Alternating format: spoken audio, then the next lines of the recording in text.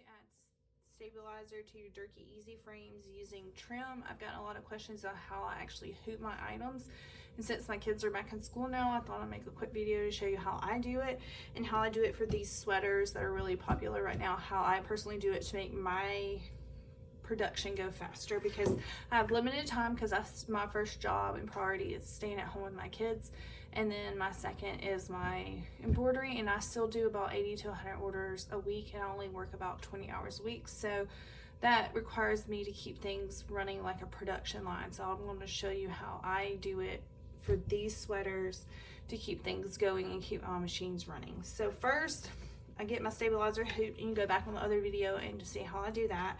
Then I use the embroidery placement ruler. I got this off Amazon. It's old. I've been embroidering since 2012, so it's old, but it still works. And then I use Frixon markers on the stabilizer, and then I use these water erasable markers, the V clear ones, on the item, and I'll show you. So get my hoop. I use it like a T-square if you're familiar with building, but I try to line it up with that, and I mark my line. Then, because these sweaters I can get 2 per hooping, I'll show you how I do that to make things go faster.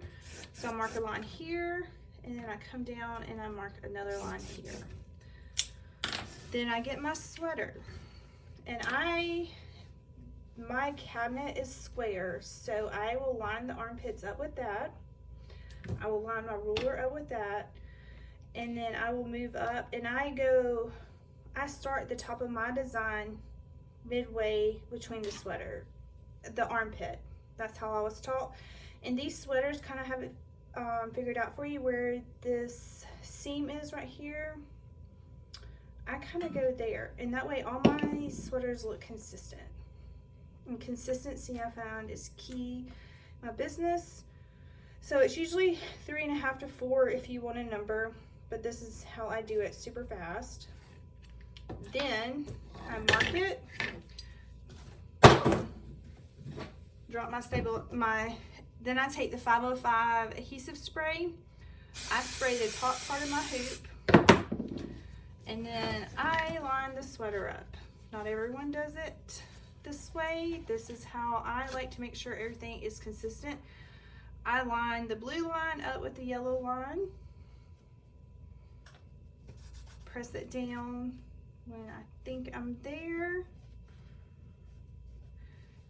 and there we go.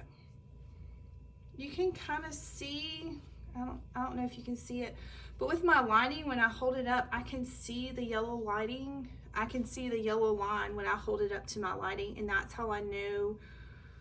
I don't know if y'all can see that. I'm sorry if you can't.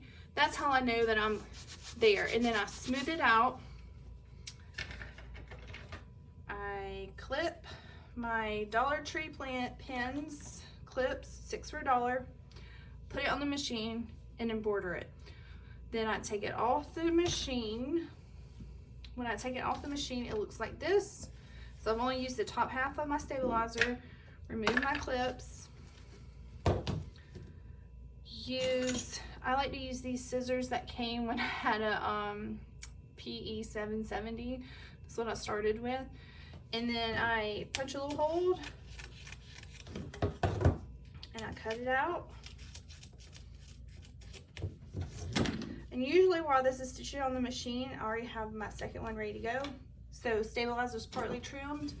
My other sweater that I've already marked the line on, I take it and I line it up with this that's already there.